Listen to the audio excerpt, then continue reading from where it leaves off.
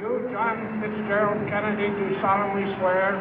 I, John Fitzgerald Kennedy, do solemnly swear. That you will faithfully execute the office of President of the United States. That I will faithfully execute the office of President of the United States. And will, to the best of your ability, and will, to the best of my ability, preserve, protect, and defend the Constitution of the United States. preserve, protect, and defend the Constitution of the United States. So help you God. So help me God.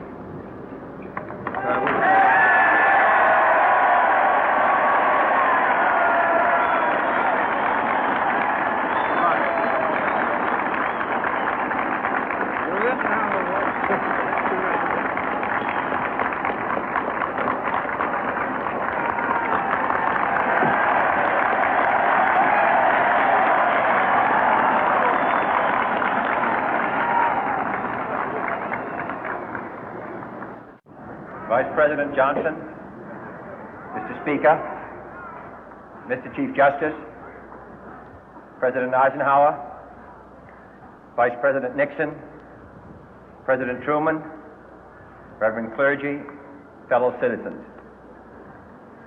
We observe today not a victory of party, but a celebration of freedom, symbolizing an end as well as a beginning, signifying renewal as well as change.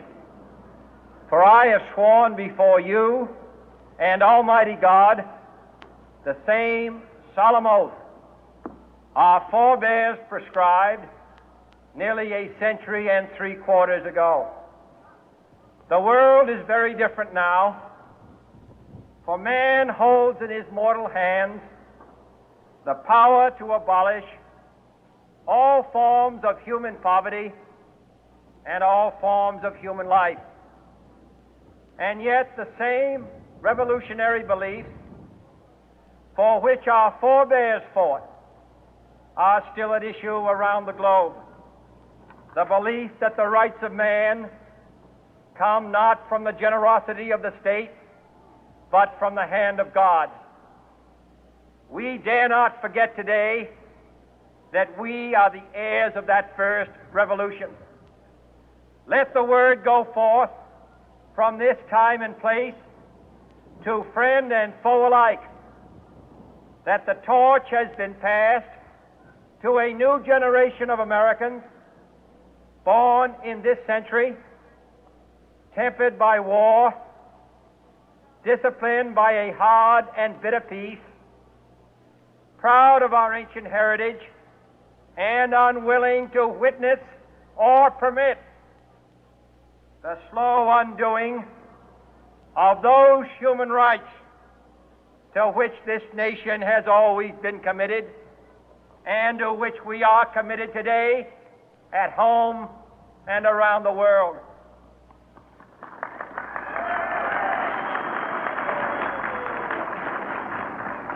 Let every nation know, whether it wishes us well or ill, that we shall pay any price, bear any burden, meet any hardship, support any friend, oppose any foe to assure the survival and the success of liberty.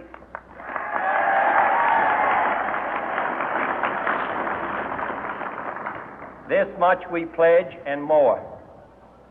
To those old allies whose cultural and spiritual origins we share, we pledge the loyalty of faithful friends. United, there is little we cannot do in a host of cooperative ventures. Divided, there is little we can do, for we dare not meet a powerful challenge at odds and split asunder. To those new states whom we welcome to the ranks of the free, we pledge our word that one form of colonial control shall not have passed away merely to be replaced by a far more iron tyranny. We shall not always expect to find them supporting our view, but we shall always hope to find them strongly supporting their own freedom, and to remember that in the past, those who foolishly sought power by riding the back of the tiger ended up inside.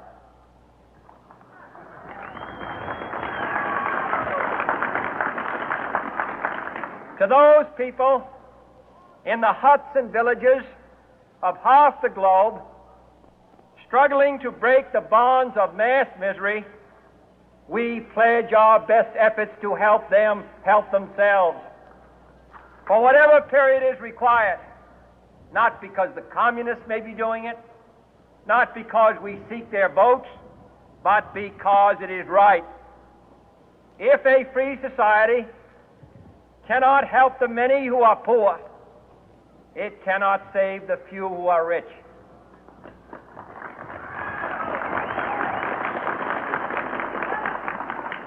To our sister republics south of our border, we offer a special pledge to convert our good words into good deeds, in a new alliance for progress, to assist free men and free governments in casting off the chains of poverty.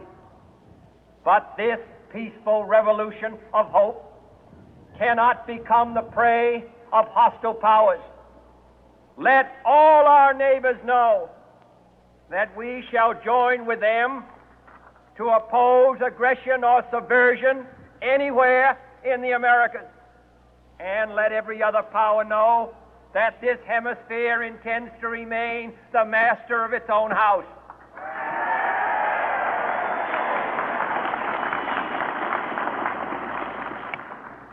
To that World Assembly of Sovereign States, the United Nations, our last best hope, in an age where the instruments of war have far outpaced the instruments of peace, we renew our pledge of support to prevent it from becoming merely a forum for invective, to strengthen its shield of the new and the weak, and to enlarge the area in which its writ may run.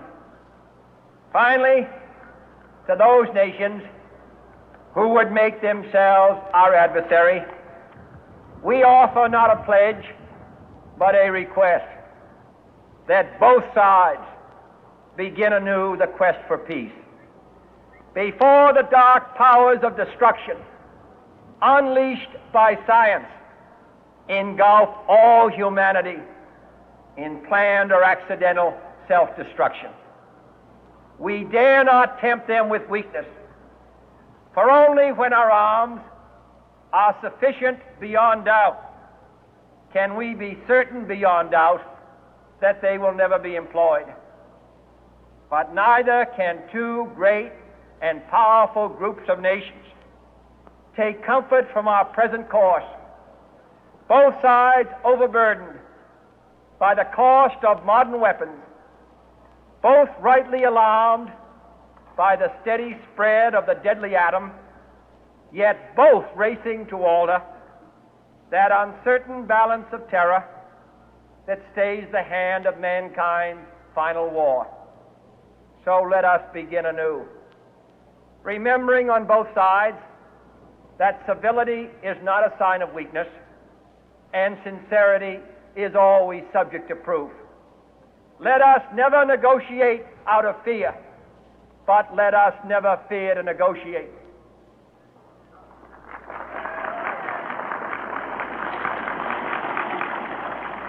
Let both sides explore what problems unite us, instead of belaboring those problems which divide us. Let both sides, for the first time, formulate serious and precise proposals for the inspection and control of arms, and bring the absolute power to destroy other nations under the absolute control of all nations.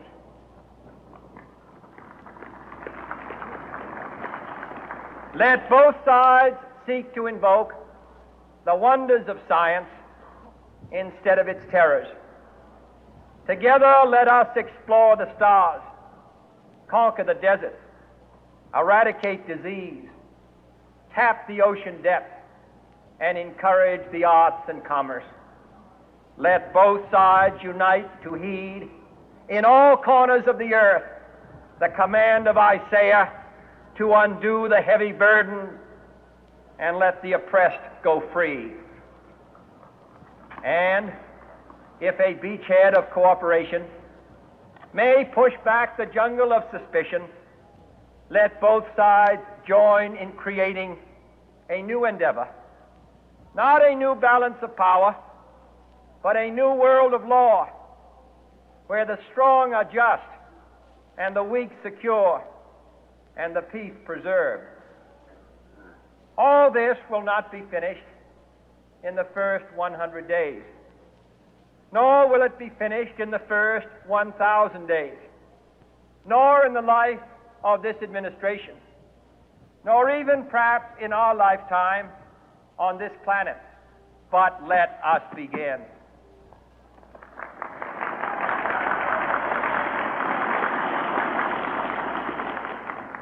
In your hands, my fellow citizens, more than mine, will rest the final success or failure of our course. Since this country was founded, each generation of Americans has been summoned to give testimony to its national loyalty. The graves of young Americans who answered the call to service surround the globe. Now the trumpet summons us again, not as a call to bear arms, though arms we need, not as a call to battle, though in battle we are, but a call to bear the burden of a long twilight struggle, year in and year out, rejoicing in hope, patient in tribulation, a struggle against the common enemies of man, tyranny, poverty, disease, and war itself.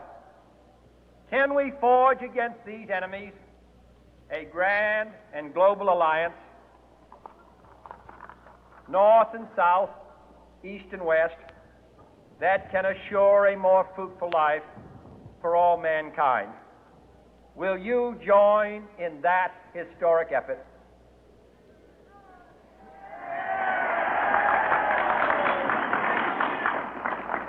In the long history of the world, only a few generations have been granted the role of defending freedom in its hour of maximum danger. I do not shrink from this responsibility. I welcome it.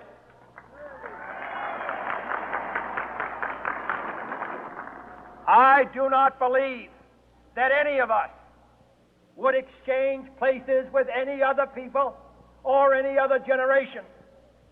The energy, the faith, the devotion which we bring to this endeavor will light our country and all who serve it. And the glow from that fire can truly light the world. And so, my fellow Americans, ask not what your country can do for you. Ask what you can do for your country.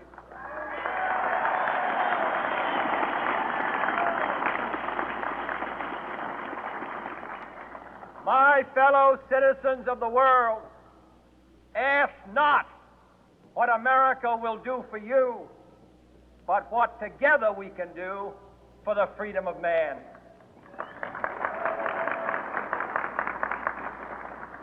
Finally, whether you are citizens of America or citizens of the world, ask of us here the same high standards of strength and sacrifice which we ask of you.